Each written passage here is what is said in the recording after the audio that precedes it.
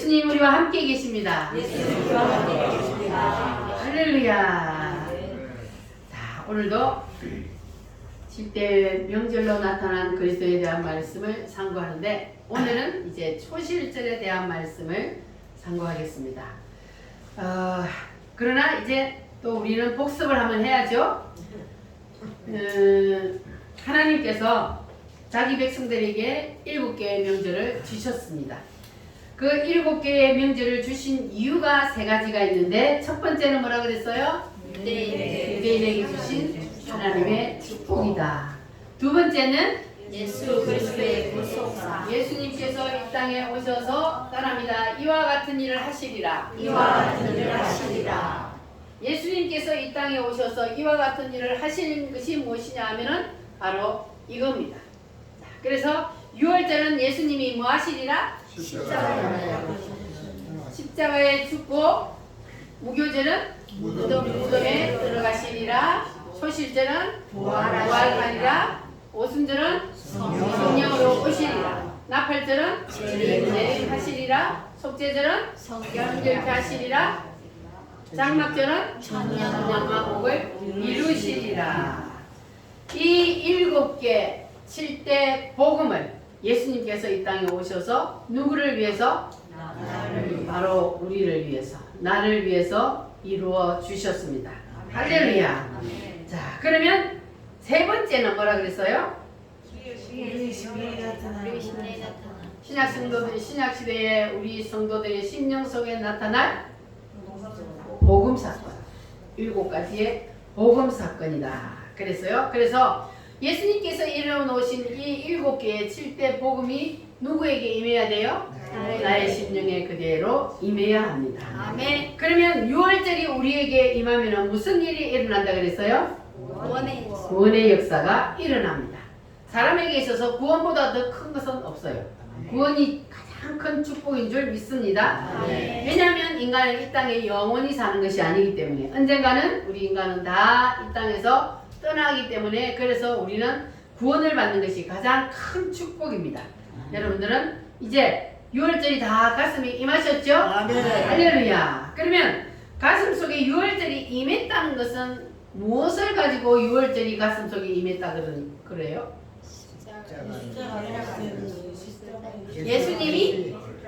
예수님이 이루어놓으신 이 7가지 복음 사건이 누구의 심령에? 내 심령에.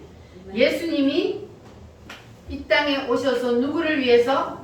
나를 위해서 십자가에서 피 흘려 죽어주셨다는 이 사실을 믿으면 그러면 그 사람은 가슴에 무엇이 임한 거다? 구원이 임한 거예요. 6월절이 임했다는 것은 곧 구원이 임했다는 겁니다. 자, 여러분 다 구원이 임하셨죠? 아멘. 옆 사람 손잡으시고 우리는 구원받았습니다. 오늘 죽어도 천국 갑니다. 확실해요? 아멘. 오늘도 죽어도 천국 갈 자신이 있으세요? 아멘. 할렐루야. 그럼 6월절이 임한 거죠. 자, 그러면 이제 예수님께서 십자가에 6월절을 죽으시고 그 다음에 어디로 들어가셨다? 무덤 속에 들어가셨다. 예수님께서 무덤 속에 들어가신 것처럼 6월절을 통하여서 구원을 받은 우리도 하나님께서 무덤 속에 던진다 그랬어요. 하나님이 왜 구원을 시켜놓고 우리를 다시 무덤 속에, 고난의 무덤 속에 우리를 던진다. 왜? 이유가 뭐라 그랬어요? 우리가 자아가 죽지 않았기 때문에 자아를 파쇄하기 위해서 하나님께서 우리를 무덤 속에 던져. 그래서 무덤 속에 던져서 우리가 자아가 죽을 때까지 하나님 무덤 속에서 자근자근 밟아요. 따라합니다. 물질의 무덤, 질병의 무덤, 자녀의 무덤, 사업의 무덤, 이런 여러 가지 무덤들을 우리 옆에 딱 대기해 놓고 있어요. 무덤을 대기해 놓고 있다가 우리가 하나님과의 관계가 바로 딱 돼가지고 하나님이 원하시는 대로 우리가 자아가 다 죽으면 내 때도 이전에 걔네가 죽으면 그러면 하나님께서는 이 모든 것들을 우리에게 뭐로 줘요? 밥으로 줘요. 그러나 우리가 자아가 죽지 않냐고 하나님 말씀대로 순종하지 않냐면 이것들이 옆에 세워놓은 이것들이 우리를 먹게 만들어요. 그럼 여러분들은 이것들을 여러분들이 다스릴래요? 아니면 여러분들이 먹힐래요? 우리가 다스려야 되죠? 아멘. 그럼 내가 이것들을 하나님이 세우는 이 옆에 세우는 이 무덤들, 물질의 무덤, 질병의 무덤, 자녀의 무덤, 환난의 무덤, 이 모든 무덤들을 내가 다스리려면 어떻게 해야 돼요? 나를 버리고 그렇지. 내 자아를 내려놓아야지. 죽어야지. 내 뜻을 지은 그대를 내려놓으면 그러면은 하나님께서 우리를 일생 동안 저것들을 다스리며 살도록 만들어 주실 줄 믿습니다. 네. 자, 그러니까 여러분 이제 우리가 살다가 보면 하나님의 뜻과 내 뜻이 딱 충돌을 일으킬 때가 있다고 그랬어요. 충돌을 일으킬 때 우리는 누구의 뜻을 붙잡아야 돼요? 하나님의 뜻. 반드시 여러분 하나님의 뜻을 붙잡기를 바랍니다. 아, 네. 내 뜻과 하나님의 뜻이 충돌이 딱 일어날 때 하나님의 뜻을 붙잡는 것이 내가 죽는 거예요. 아멘. 하나님의 뜻을 무시해버리고 내 뜻을 붙잡는 건 아직 안 죽어서 그런 거. 그러니까 대표적인 사람이 자 오늘은 요나예요. 요나가 하나님의 뜻하고 자기의 뜻이 딱 충돌을 했어요. 그러니까 이 요나가 누구의 뜻을 붙잡았어요? 자기 뜻을. 자기 뜻을 붙잡았잖아요. 자기 뜻을. 하나님의 뜻은 뭐였습니까? 순종하는 하나님의 뜻은 뭐였어요? 니느웨로 니느웨로 가서 외치라. 가라. 니느웨가 뭐였기 때문에? 타락이 죄악이 너무 심해서 이제 하나님이 니느웨를 썰어버리려고 작정을 했어. 그런데 하나님이 썰어버리려고 하다가도 마지막 기회를 한 번 더 주셔요. 그래서 이 니느웨 성에 가서 외쳐라. 너희들의 죄악이 극에 달해서 하나님의 진노의 잔이 지금 기울어졌다. 그러니까 너희들 회개하라. 그러면 다시 살려주리라. 이걸 하나님이 이제 요나에게 시켰단 말이에요. 근데 요나의 뜻은 뭐였습니까? 자기들하고 소지가 아니라 요나는 싫어요. 저것들은 멸망을 받아야 돼요. 이게 요나의 뜻이야. 그런데 이 요나는 누구의 뜻을 붙잡았다고요? 자기의 뜻을 붙잡았어. 이게 진노의 잔이 지금 기울여 있는 그 니느웨 성에 가서 그들을 회개하고 돌이키게 만드는 그 사명을 감당하라 그러는데 요나가 그 사명을 감당하지 않았습니다. 자, 그런데 지금 우리나라가 니느웨하고 너무너무 지금 같은 처지에 놓여 있어요.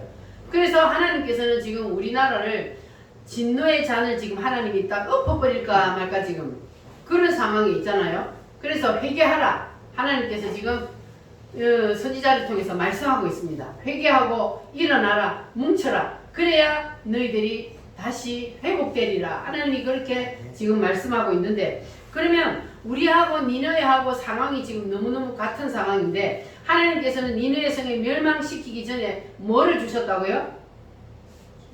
기회를. 이 하나님이 지금 우리에게도 기회를 주시기 위해서 지금 계속 지금 딜레이 시키고 있는 거예요. 하나님이 그냥 단방에 엎어버릴 수 있지만 그러나 하나님께서는 믿는 우리를 보시고 하나님께서는 지금 계속 연기시키고 있는 겁니다. 기회를 주시고 있는 거예요. 그러면 니느웨 성을 보고 우리는 뭘 배워야 돼요? 니느웨 성 사람들이 어떻게 했을 때에 하나님의 진노가 다시 돌이켜졌는지 그거를 우리가 이제 보고 배워야 되잖아요. 하나님의 말씀을 우리에게 주는 것은 우리가 그런 상황에 처해 있을 때에 하나님께서 우리에게 주시는 말씀이잖아요. 그래서 우리도 회개하고 돌이키면 하나님께서 다시 진노의 잔을 돌이켜 주실 줄 믿습니다. 아멘. 자, 그래서 하나님이 선지자 요나를 불러서 명령을 내린 것이 저 큰 성 니느웨가 죄악이 극에 달했으니 너는 일어나서 빨리 가서 그들에게 가서 외쳐라. 하나님이 그들을 엎으려고 한다. 이렇게 했는데 그런데 이 요나가 그 말을 순종하지 아니하고 요나는 어디로 갔습니까? 스스로 가는 배를 타버렸어. 하나님의 뜻하고 부딪혔는데 하나님의 뜻대로 안 하고 지 뜻을 붙잡고 지 생각대로 하다가 요나가 어떻게 됐습니까? 물고기에 밥이 되었어. 물고기에 밥이 돼. 그러니까 물고기 밥이 된 거는 요나에게 뭡니까? 무덤이요. 그러니까 하나님의 뜻 앞에 내 뜻을 발동하면 무덤 속에 들어가는 거예요. 그렇게 우리는 요나를 통해서 우리가 다시 한번 하나님의 말씀을 우리가 기억하시기를 바랍니다. 네. 근데 요나가 지가 안 가면은 니느웨 성이 멸망할 줄 알았어요. 그러나 하나님은 어때요? 절대로 하나님의 뜻은 반드시 하나님이 이루시는 분입니다. 하나님이 한번 결정하셨으면 그 뜻을 이루시는 분이기 때문에 요나를 그냥 물고기 밥을 던졌다가 다시 끄집어내 가지고 그래가지고 결국은 가서 만들잖아요. 외치게 만들잖아요. 그게 하나님입니다. 하나님은 결국은 하게 만들어요. 근데 순순히 가면 그냥 내가 평탄하게 갈 수 있을 텐데 꼭 인간들이 자기 생각을 가지고 자기 고집을 가지고 자기 마음대로 하다가 고생하는 거예요. 그러니까 요나를 보니까 그렇잖아요. 그러니까 하나님의 뜻과 내 뜻이 부딪힐 때 우리는 반드시 내 뜻을 내려놓고 하나님의 뜻을 붙잡으시기를 바랍니다. 그래서 하나님께서는 우리를 내 뜻을 내려놓고 완전히 하나님 앞에 반납할 때까지 무덤 속에서 안 꺼내준다는 거예요. 그래서 문제예요. 그러니까 우리는 빨리 내 뜻을 내려놓고 무덤 속에서 여러분 다 나오시기를 바랍니다. 바랍니다. 하나님께 내 뜻을 반납하고 자아가 죽으면 그러면 어떻게 돼요? 하나님이 부활시켜 주시는 할렐루야. 여러분 오늘 다 내 뜻을 하나님 앞에 반납하고 다 부활의 영광을 누리시기를 바랍니다.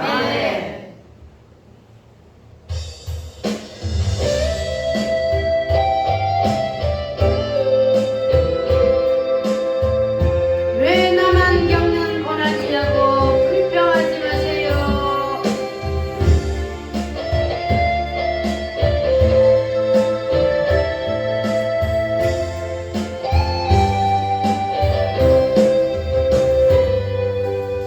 왜 나만 겪는 고난이냐고 불평하지 마세요.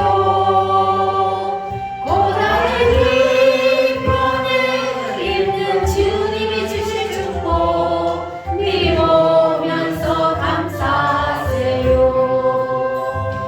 너무 견디기 힘든 지금 이 순간에도 주님이 일하고 계시잖아요. 나는 지쳐 앉아있을지라도 당신만은 일어서세요. 힘을 내세요. 힘을 내세요. 주님이 손잡고 계시잖아요. 주님이 나와 함께함을 믿는다면 어떤 역경도 이길 수 있잖아요. 왜 이런 슬픔 찾아왔는지 원망하지 마세요. 당신이 이룬 것보다 주님께 받은 은혜 너무 많은 데 감사하세요. 너무 견디기 힘든 지금 이 순간에도 주님이 일하고 계시잖아요. 나는 지쳐 앉아있을지라도 당신만은 일어서세요. 힘을 내세요. 힘을 내세요. 주님이 손잡고 계시잖아요. 주님이 나와 함께함을 믿는다면 어떤 고난도 견딜 수 있잖아요. 아멘. 아멘. 주님이 일하고 계심을 믿습니까? 아멘. 낙심하고 슬퍼하지 마시기 바랍니다. 자, 그러면 이제 오늘 말씀, 그 다음에 무슨 말씀이요? 초실절이요. 초실절은 예수님이 뭐 하셨다? 부활하셨다. 그래서 예수님이 부활의 첫 열매가 되셨다. 그랬어요. 그래서 이 구약 성도들은, 유대인들은 초실절을 어떻게 지켰느냐 하면은, 자, 예수님이 부활의 첫 열매가 되셨다 그랬기 때문에 첫 열매를 자기들이 취하지 아니하고 제사장에게 갖다 드렸다 그랬어요. 왜냐하면 첫 열매는 누구를 상징해요? 예수님을 상징하기 때문에 그래서 첫 열매를 하나님 앞에 갖다 드렸습니다. 자, 요한복음 20장 말씀을 한번 보겠습니다. 요한복음 20장 앞으로 넘겨서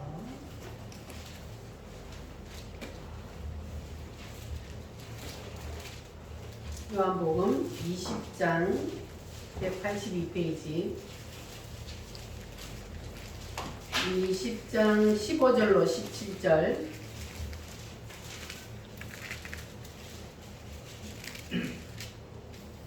15절로 17절 시작. 예수께서 이르시되 여자여 어찌하여 울며 누구를 찾느냐 하시니 마리아는 그가 동산집인 줄 알고 이르되 주여 당신이 공격거든 어디 두었는지 내게 이르소서 그리하면 내가 가져가리이다. 예수께서 마리아야 하시거늘 마리아가 돌이켜 히브리 말로 라보니오 하니 이는 선생님이라는 말이니라.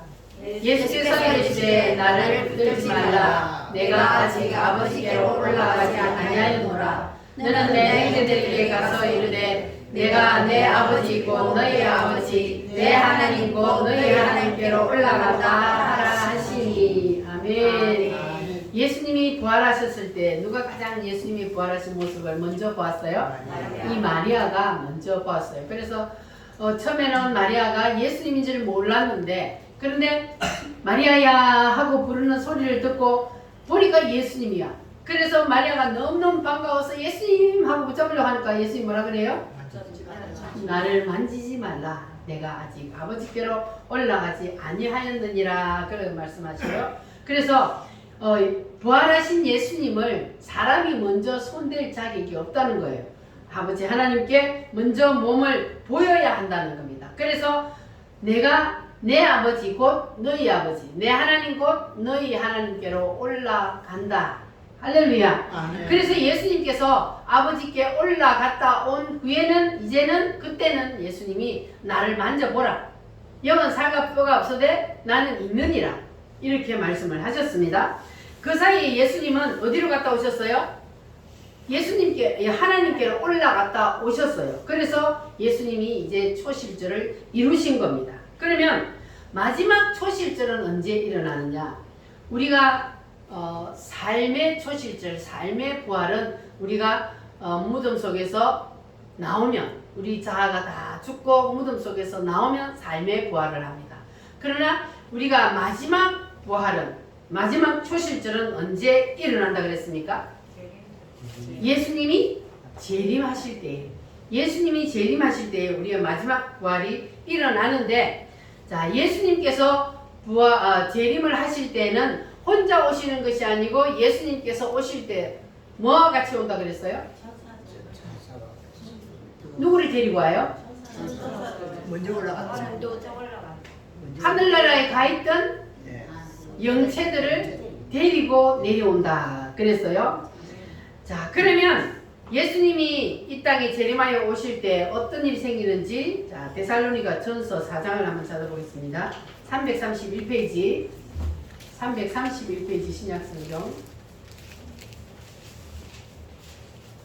데살로니가 전서 4장 13절로 17절. 자, 예수님이 이 땅에 재림하여 오실 때 어떤 일이 생기는지, 자, 3절로 14절로 17절까지 같이 읽겠습니다. 14절로 시작. 우리가 예수께서 죽으셨다가 다시 살아나심을 믿을진대 이와 같이 예수 안에서 자는 자들도 하나님이 그와 함께 데리고 오시리라.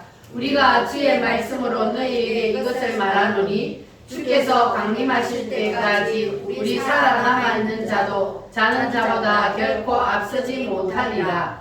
주께서 호령과 천사장의 소리와 하나님의 나팔 소리로 신이 하늘로부터 강림하시리니 그리스도 안에서 죽은 자들이 먼저 일어나고 그 후에 우리 살아남은 자들도 그들과 함께 구름 속으로 끌어올려 공중에서 주를 영접하게 하시리니 그리하여 우리가 항상 주와 함께 있으리라.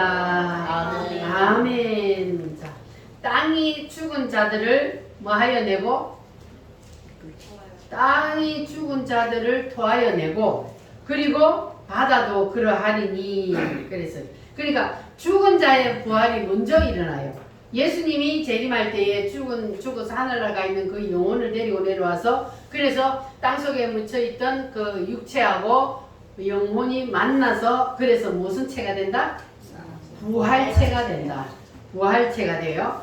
자, 그래서 그때까지 그러면 아직 죽지 않고 살아있는 자는 어떻게 된다 그랬어요? 우리 살아남아있는 자들도 그들과 함께 구름 속으로 끌어올려 공중에서 주를 여기고. 그럼 우리가 공중으로 올라가려면은 그러면 이 몸, 이 육체를 가지고 올라갈 수 있나요? 안 되잖아요. 그럼 무슨 체로 변해야 돼요? 부활체로 변해야 돼요. 예수님이 재림할 때까지 살아있는 사람들은 이 육체가 부활체로 변해서 그래서 공중으로 누구를 만나러 올라가요? 예수님을 만나러 올라가. 그걸 뭐라 그래요? 휴거라 그래요. 휴거. 휴거에서 공중에서 주님을 만나서 그때 우리가 혼인잔치를 한다 그랬어요. 할렐루야. 자, 하나님의 나팔소리 천지진동할 때에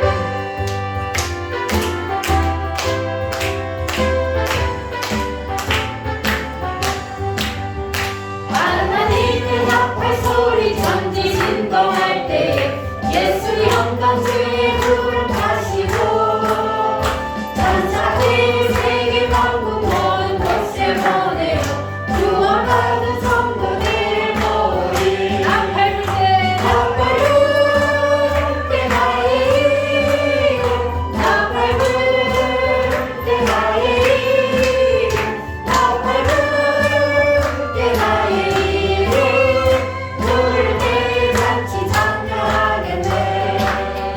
무덤 속에 잠자는 자 그때 다시 일어나 영화로운 부활 신비 얻으리.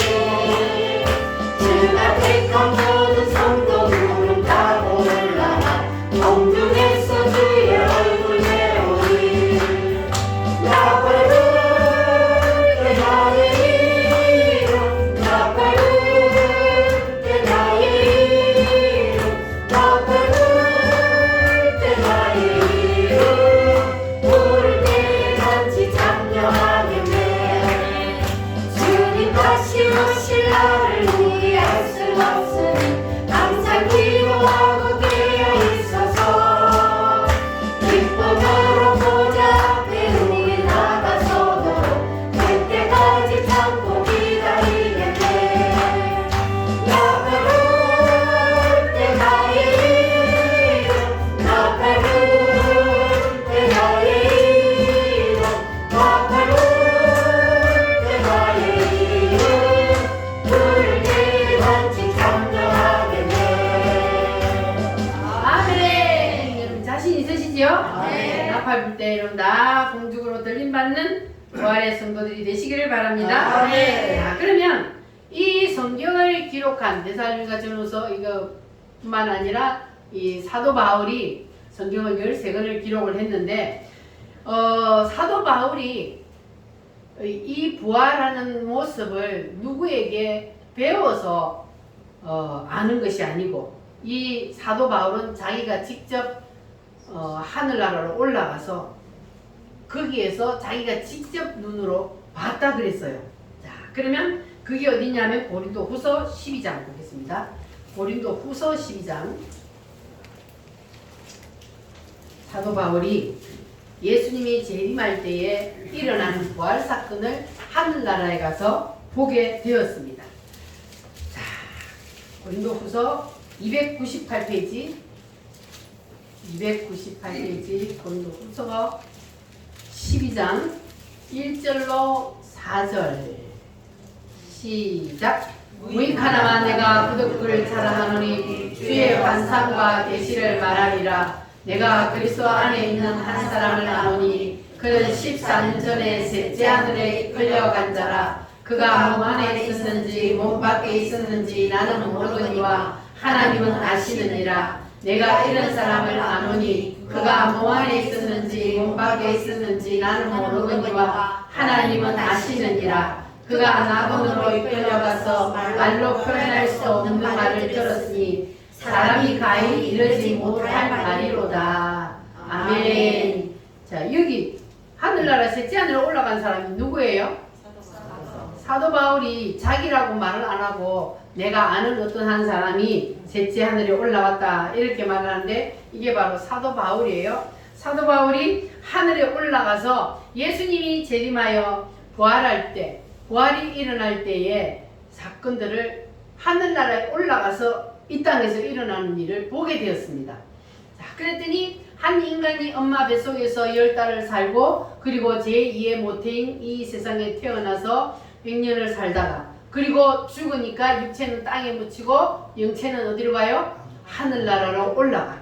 그런데 거기서 영원히 사는 것이 아니고 예수님이 재림할 때 그 영체들이 다시 이 땅으로 내려와서 뭐하고 만나요? 영체가 내려와서 뭐하고 만나?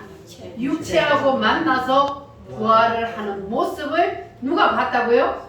사도 바울이 하늘나라에 올라가서 이 땅에서 일어나는 일을 미리 보고 온 거예요. 그러면 이 말이 사실이야 아니요? 사실이에요. 사도 바울이 올라가서 본 것을 그대로 지금 성경에 기록해 놨거든요. 자, 그래서 사도 바울이 이제 그것을 보았는데, 자, 사도 바울이 그 장면을 어디 가서 봤다고요? 셋째 하늘에 올라가서 봤는데 사도 바울이 보고는 아까 사절 말씀에 보니까 말로 표현할 수가 없어. 그것을 어떻게 말로 표현할 수가 없어서 표현한다고 하는 것이 바로 15장 고린도전서 15장 41절 말씀입니다. 앞으로 넘겨보세요. 고린도전서 15장 41절 15장 41절 시작. 해의 영광이 다르고 달의 영광이 다르며 별의 영광도 다른데 별과 별의 영광이 다르도다. 이것이 바로 사람의 부활하는 모습을 사도 바울이 하늘에서 보고 그것을 어떻게 말로 표현할 수가 없어서 이 세상에 있는 빛의 밝기를 가지고 나타낸 거예요. 그래서 어떤 사람은 무슨 부활을 해요? 해의 부활, 어떤 사람은 달의 부활, 어떤 사람은 별의 부활, 별과 별의 부활. 이렇게 사람마다 한 사람도 부활을 똑같이 하는 사람이 없다 그랬어요. 이 지구상에 지금 70억이 넘는 인구가 있는데 지문이 한 사람에도 같은 사람이 있을까요? 쌍둥이도 달라요. 그러니까 그와 같이 부활할 때에 모든 사람들이 다 다른 모습으로 부활을 하더라고 말이에요. 자, 그런데 어떤 사람은 어떤 모습으로? 어떤 사람은 달의 부활로, 어떤 사람은 별의 부활. 이렇게 여러 가지 다양한 모습으로 부활을 하는데 한 사람도 같은 모습으로 부활한 사람이 없었다 그랬어요. 자, 그래서 우리는 이 마지막 부활 때에 내가 어떤 모습으로 부활을 하느냐, 이것이 바로 이제 인간의 마지막 완성체란 말이에요. 그런데 우리는 아직까지 기회가 있어요. 왜냐하면 우리는 아직 육체 안에 있잖아요. 아직 육체 안에 있기 때문에 내가 앞으로 부활할, 내가 더 나은 부활을 위해서 내가 지금 이 세상에 있는 동안 어떻게 주님을 위하여서 심고 살았느냐에 따라서 부활 때의 모습이 달라지게 된다는 거. 그러니까 우리는 아직까지 뭐가 있다고요? 기회가 있어요. 뭐 하기 위한? 더 나은 부활을 하기 위한 기회가 우리에게는 있습니다. 그래서 하나님께서는 우리에게 더 나은 부활을 하게 하기 위해서 이 세상에서 우리를 무덤 속에 던져서, 우리는 지금 미완성인데 하나님이 완성품을 만들기 위해서, 그래서 하나님께서 때로는 우리를 무덤 속에 던져서 훈련을 시키는 거예요. 뭐 하기 위해서? 더 나은 부활을 위해서. 더 나은 부활을 위해서 하나님께서 우리를 훈련을 시킨다는 것을 기억하시기를 바랍니다. 왜냐하면 사람은 고난이 없으면 하나님 앞에 절대로 두 손을 안 듭니다. 그래서 하나님께서는 고난과 연단을 통하여서 우리의 자아를 죽이고, 그래서 우리의 떠들지긴 애를 다 내려놓게 해서, 그래서 하나님께서는 우리를 무거지를 완전히 완성시켜서, 그래서 부활의 영광을 우리에게 주시려고 하는 겁니다. 그러니까 여러분들은 이 사실이 지금 믿어지십니까? 네. 마지막 그날에 사도 바울이 하늘나라에 가서 이 땅에서 일어나는 일들을 보았는데 그 본 것을 지금 성경에다 이렇게 기록해 놨는데, 이 사실이 믿어지면 그 사람은 복 있는 사람이야. 여러분 다 믿어지십니까? 네. 그런데 사람들이 왜 이것을 안 믿느냐 하면은 우리는 지금 육신으로 지금 육체 안에 있기 때문에 우리가 본 것은 뭐까지만 봤냐면 사람이 죽어서 무덤 속에 들어가는 것까지만 우리는 봤어요. 그러면 사람은 죽음으로 끝난다고 이렇게 생각을 하는, 무덤 속에 들어가 보면 여기까지만 봤기 때문에 사람들이 여기까지만 인정을 해요. 그러나 우리는 직접 내 눈으로 보지 않았어도 보고 온 사람이 기록해 놓은 이 성경을 여러분 확실히 믿어지십니까? 네. 할렐루야. 네. 확실히 믿으시기를 바랍니다. 왜냐하면 사도 바울이 자기가 직접 보고 왔다 그랬잖아요. 직접 하늘나라에 가서 보니까 이 세상에 마지막 때에 이런 일이 일어나더라 그랬으니까 여러분 이 말씀을 꼭 믿으시기를 바랍니다. 네. 자, 그래서 하나님께서는 우리를 사도 바울이 본 그대로 하나님께서는 성경에 그대로 기록해 놓고 그 성경을 우리에게 오늘날 그 성경을 보고 믿게 만들어 주셨습니다. 할렐루야. 자, 그러면 부활하는 모습이 하늘에 속한 형체도 있고 그 위에 40절에 보니까 하늘에 속한 형체도 있고 또는 어디에 속한 형체가 있어요? 땅에 속한 형체도 있다 그랬어요. 이 하늘에 속한 형체는 뭘 말하냐면 천사같이 부활을 하는 것을 말하고, 땅에 속한 형체는 그러면 뭐와 같이 부활할까요? 짐승과 같이 부활하는 사람이 있다 그 말이에요. 그러니까 부활할 때에 어떤 사람은 천사처럼 부활하는 사람이 있는가 하면 어떤 사람은 짐승처럼 부활하는 사람도 있다 그렇게 말씀하고 있습니다. 그래서 다니엘서 12장에 보면은 또 어떤 부활을 하냐 하면은 부끄러운 부활을 한다 그랬어요. 구원을 받았는데 예수님을 믿고 6월절에 임해서 구원을 받았는데 무교절에 무덤 속에 들어가가지고 일생을 살아. 그 삶의 부활을 모르고 살았단 말이에요. 그 사람은 구원은 받았지만 부끄러운 구원을 받는 거예요. 우리는 한 사람도 부끄러운 구원을 받는 사람 없기를 바랍니다. 옆 사람 손잡으시고 부끄러운 부활을 하지 맙시다.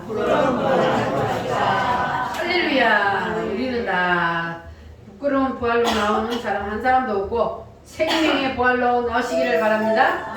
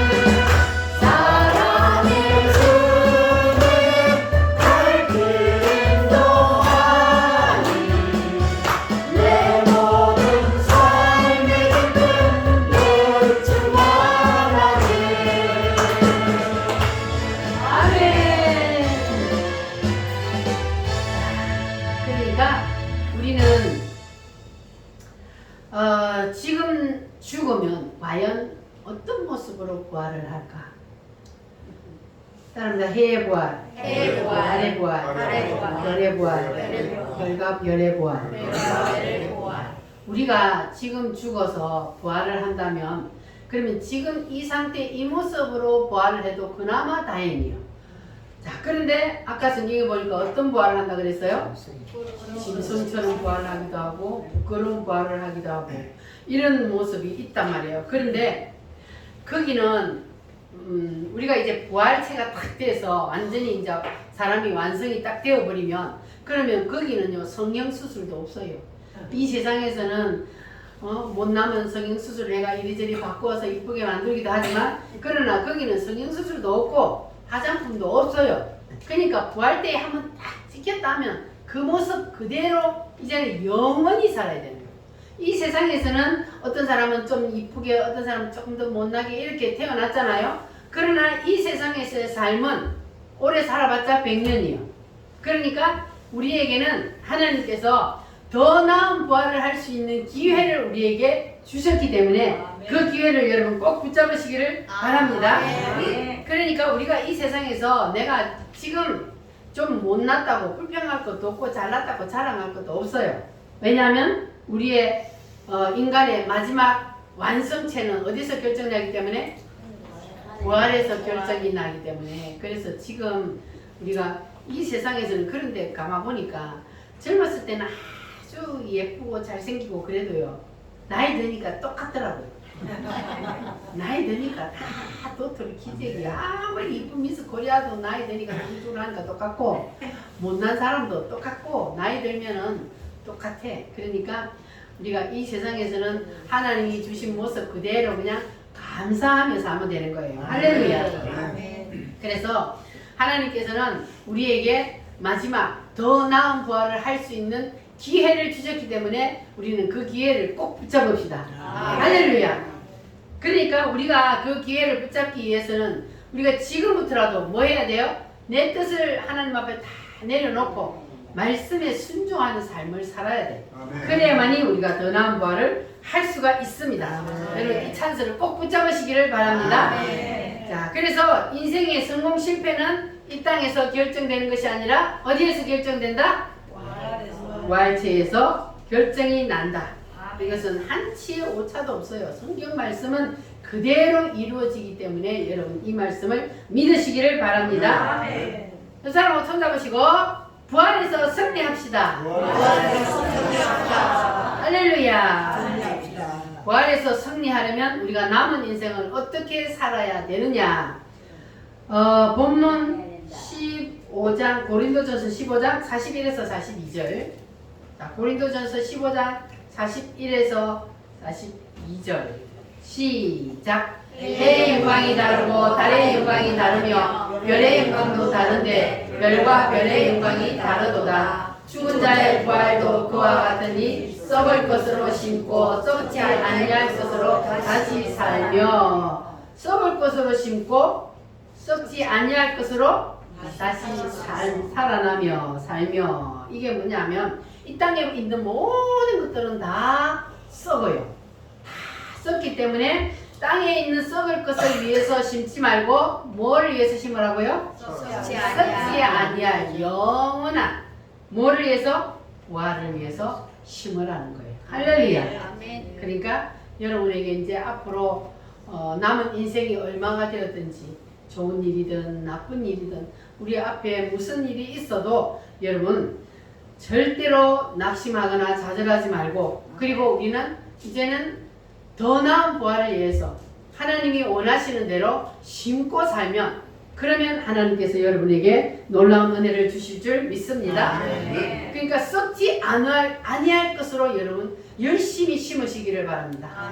땅에다가 심지 말고 하늘의 것으로 심으시기를 바랍니다. 그래서 여러분에게 일어나는 모든 일들을 이제는 다 어디에다 초점을 맞추고 부활에다가 초점을 맞추고 딱 거기에 목표를 두고 살면 그러면 여러분 절대로 넘어지지 않고 승리하는 삶을 살 수가 있습니다. 그러니까 우리가 이제 여러분 인생을 살면서 뭐 슬픈 일이 있든 힘든 일이 있어도 여러분 원망하거나 불평하거나 미워하지 마시기 바랍니다. 왜냐하면 우리 앞에는 뭐가 있어요? 더 나은 부활이 있고. 그러니까 하나님께서는 우리에게 이와 같은 때도 뭐 하라 그래요? 감사하라. 따라합니다. 감사하자. 감사하자. 더 나은 부활을 위하여. 더 나은 부활을 위하여. 세상 살면서 어떠한 일이 있더라도 그래도 우리가 감사하며 사는 것이 더 나은 부활을 위하여 심는 것입니다. 아멘. 그래서 우리는 더 나은 부활을 위하여서 내가 먼저 용서하고 내가 먼저 이해하고 그런 삶을 살게 되면 하나님 앞에 놀라운 은혜가 있을 줄 믿습니다. 아멘. 사랑합니다. 더 나은 부활을 위하여. 더 나은 부활을 위하여. 썩지 아니할 것을 위하여. 썩지 아니할 것을 위하여. 심고 삽시다. 심고 삽시다. 할렐루야. 아멘. 내가 먼저 손 내밀지 못하고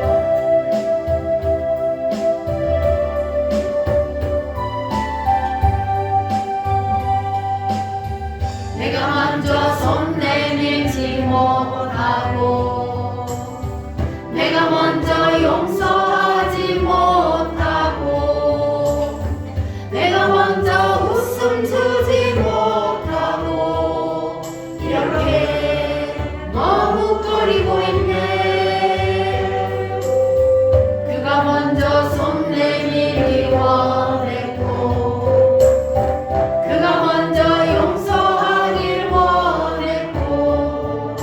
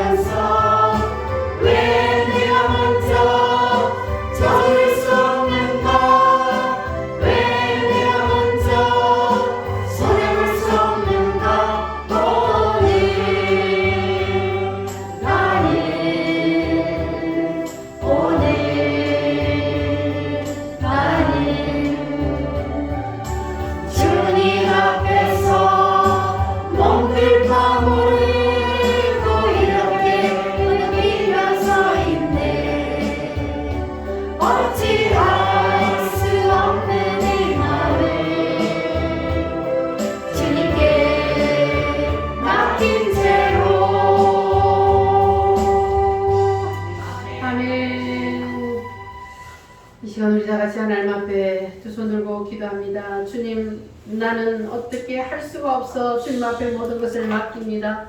하나님 도와주시옵소서. 내가 먼저 사랑하고 내가 먼저 이해하고 내가 먼저 섬겨줄 수 있도록 하나님 아버지, 우리가 더 나은 부활을 위하여서 하늘에 썩지 않을 것을 위하여서 아버지 열심히 심을 수 있도록 도와주시옵소서. 다 같이 주여 삼창함으로 기도합니다.